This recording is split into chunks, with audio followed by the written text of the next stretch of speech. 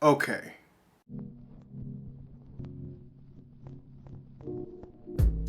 Today on Readus Reviews, I review the 2017 reboot of The Mummy, starring Sofia Boutella, Russell Crowe, and Tom Cruise, but not with his scream this time because Universal realized that he sounded fucking insane.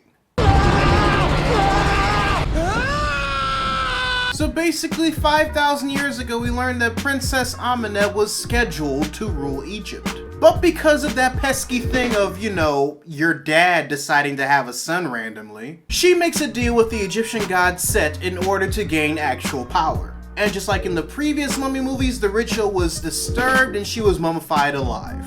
Fast forward to modern day and she has been released, trying to finish the ritual in order to grant her that absolute power. And yeah, that's pretty much it. What's that?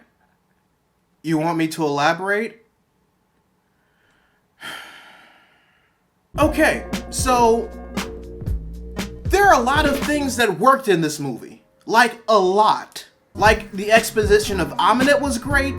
The exposition of the organization that's linking all these movies in a dark universe together is great. The MacGuffins and plot devices throughout this entire movie and their placements were just great. But the dialogue, though. But the pacing, though. The plot was fine. The story execution, though. It was like all those things were distracting enough just to take me out of it once something cool and interesting and something that actually worked in the movie took my attention. I didn't even know you could do that! So with that out the way, let's just go into the section of the review where I talk about the characters that stood out to me. Starting with Jen, or Jennifer, or Jenny, or whatever the fuck her name is. Now, it may sound like I didn't really care about this character. And you would be right. But the reason why she's in this segment of the review is for this specific reason. I am just simply impressed with how far the movie goes to make me not want to give a fuck about this character. Even from her introduction, we know that there is history between her character and Tom Cruise's character, but we never see it to help establish her as her own. And given the circumstances of how these characters knew each other, seeing how they got to that part when they are first introduced together would have been exponentially different as far as us caring about her is concerned. Even in the third act, when something drastically happened to her, I was all like, oh, I'm supposed to care. Okay. Scene. Now, that's not to say that I didn't see constant potential in her character throughout the movie. I totally did. But it never happened. And they basically only used her to help rile up the audience for rooting for Nick. And speaking of Nick was fine. Rushed, but fine.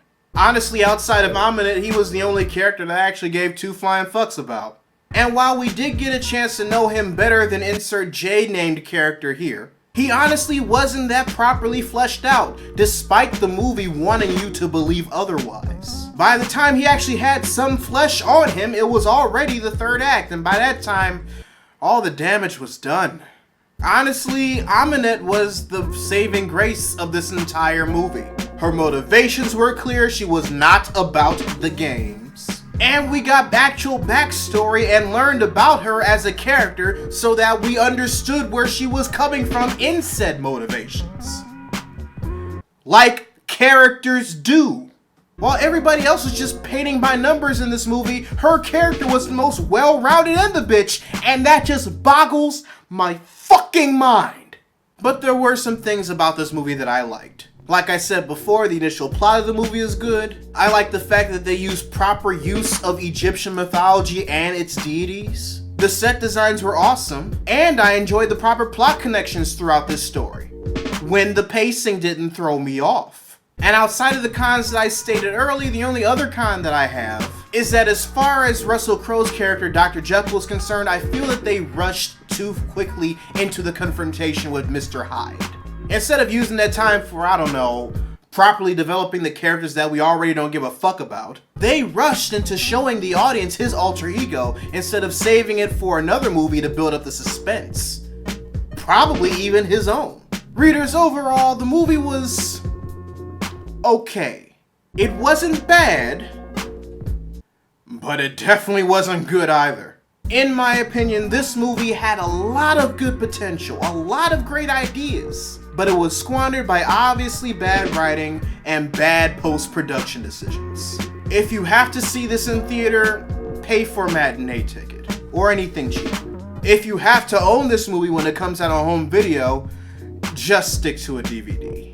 So readers, your homework assignment for the day. Write in the comments section below what you thought of the 2017 Mummy reboot if you've seen it.